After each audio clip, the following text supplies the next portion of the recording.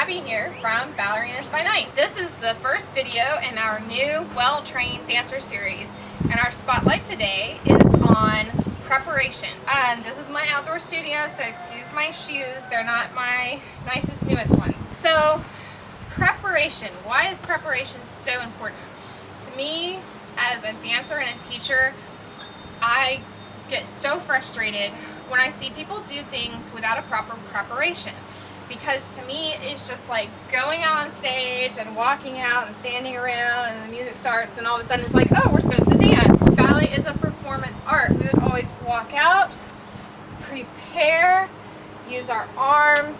You know, the minute we are on stage, even if we're just walking or standing or doing anything, we're always present. Yeah, for some reason we get into the classroom and we're standing around and we're getting ready to do a combination and the music starts, and then it's only on like the one that we're like, oh, we have to do a step here. And I can't stand that. I get so irritated. So my students, you know, every time I demonstrate something, I demonstrate the preparation 5, 6, 7, 8, because to me that's already like a super important part of the combination. Today I'm giving you a pretty standard preparation. Generally speaking, this should be a standard preparation anywhere you go, but always check with your teacher. If they demonstrate something different, always do what your teacher is doing. So the first thing is, before the music ever starts, you know, let's say you're going to be in first position, you should already be there and you should already be standing tall, head out. All the muscles should be engaged. You should already be feeling very strong in your position.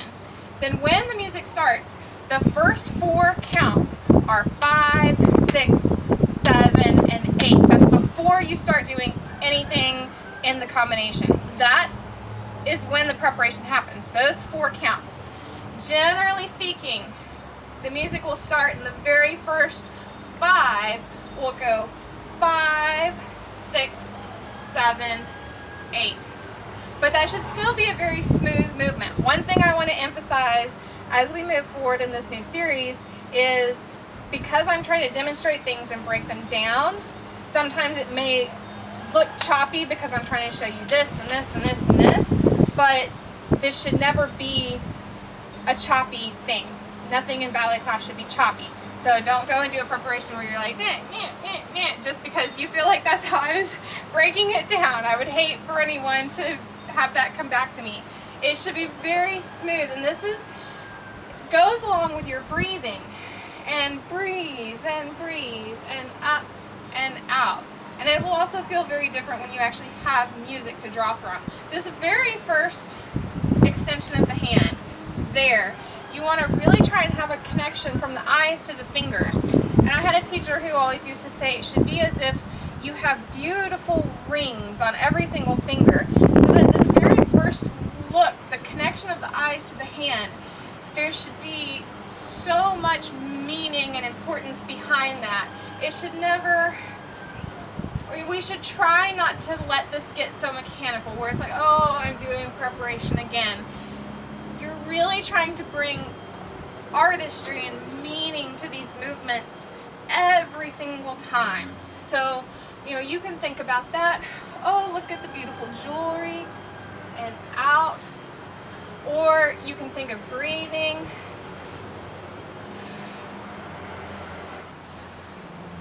Whatever helps you bring life to these movements, you have to find that from within you. But those are some examples of what might do it for you, what might bring some artistry to that. Let's go over this again. This is just if you're taking your arm a second, you could go 5, 6, 7, and 8. I want to show you from this angle too, because we want to think about having like a center line down our body, and this arm doesn't cross over this line and this arm doesn't cross over this line.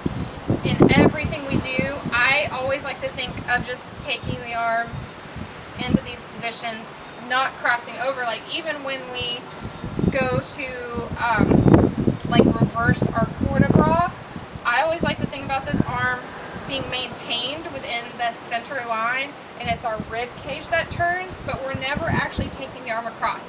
Now this does not mean if you see a beautiful professional dancer that takes their arm across that they are wrong, because as we grow as dancers, there are ways we can artistically do things, but this is the academic version of it, to not cross over. So I never like to say that anyone is doing anything wrong. That's not the purpose. This is just one way to think about it that I like. So 5, 6, 7, and 8. Now you might notice that time I didn't break at the elbow and the wrist as much, which is another way to do it. And if you are a male, that might be a better way, is you're thinking more about breath than a 6, 7, and 8, because men wouldn't want to have the break of the elbow and the wrist. They would just have that lift of the body. 5, 6, 7, and 8. From here, you really want to think about taking this a little bit farther than yourself, so it's not here, but 5, 6, 7, and away. So we always have that up and open feeling and not a... So if we're going into another position, say we want the arm up to go here, we could always take 5, 6, 7, and 8. Or if we want to start here, like let's say we're going to start something to the back, 5, 6, 7, and 8. If you take this to center, is you might hold 5, 6, and then just take a breath, 7, and 8, if you're going to start something from here. So that's another thing to think about. But again, even if you are holding, you don't want to think of it as just, I'm still.